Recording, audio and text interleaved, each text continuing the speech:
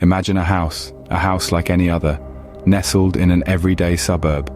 But this house hides a secret. To the casual observer, it's just another dwelling, a place of warmth and refuge. Yet, beneath its benign facade, an ominous presence lurks. There's an unnerving silence that hangs in the air as though the very walls are holding their breath. A chill, not born of any natural cold, seeps from the corners, creeping under doorways and through keyholes, frosting the air with an icy unease. Visitors can't help but feel a prickling sense of dread, a disquiet that clings to their skin and tugs at their subconscious. It's a feeling that's hard to shake, a lingering whisper that something is not quite right.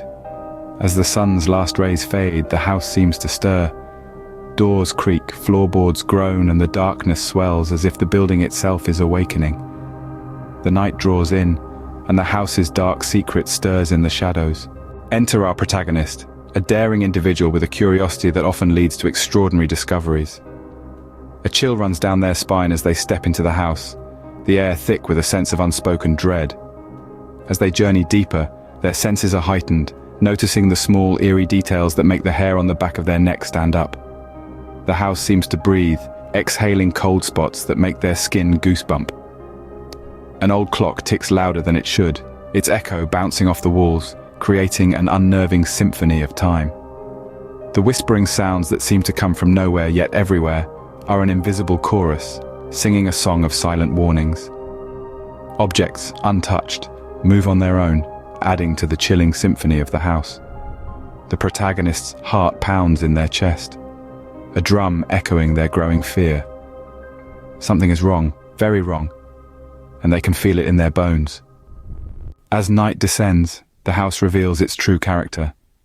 The once tranquil abode now bares its teeth, shedding its daytime disguise.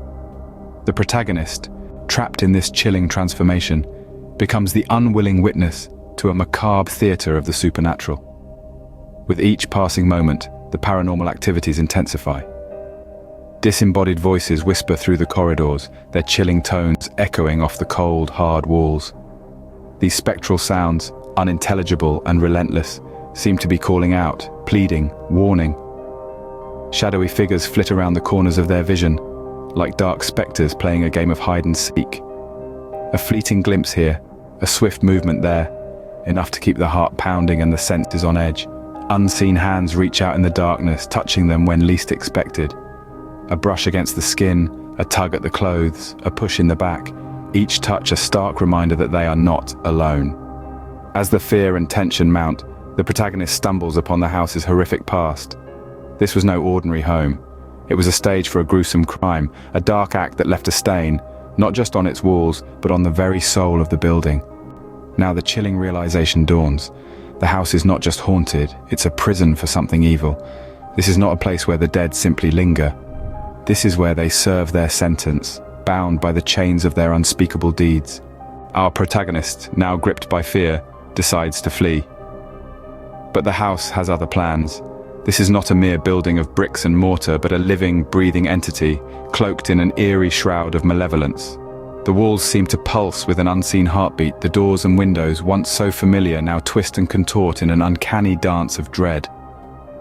Our protagonist, desperate to escape the clutches of this nightmarish abode, finds doors that were open a moment ago now locked tight, hallways elongating into endless tunnels of terror. The house appears to be a labyrinth of despair, its very structure manipulated by an unseen force. And then the climax of our tale of terror. Our protagonist comes face to face with the malevolent entity that haunts the house. A spectre, a phantom, a ghost of horrors past. The air grows cold, the lights flicker, a chill runs down our protagonist's spine. This is not just a house, it is a prison, a trap, a tomb. Just as they think they found a way out, the floor gives way, plunging them into darkness. Will they escape, or will they become another ghost in the house?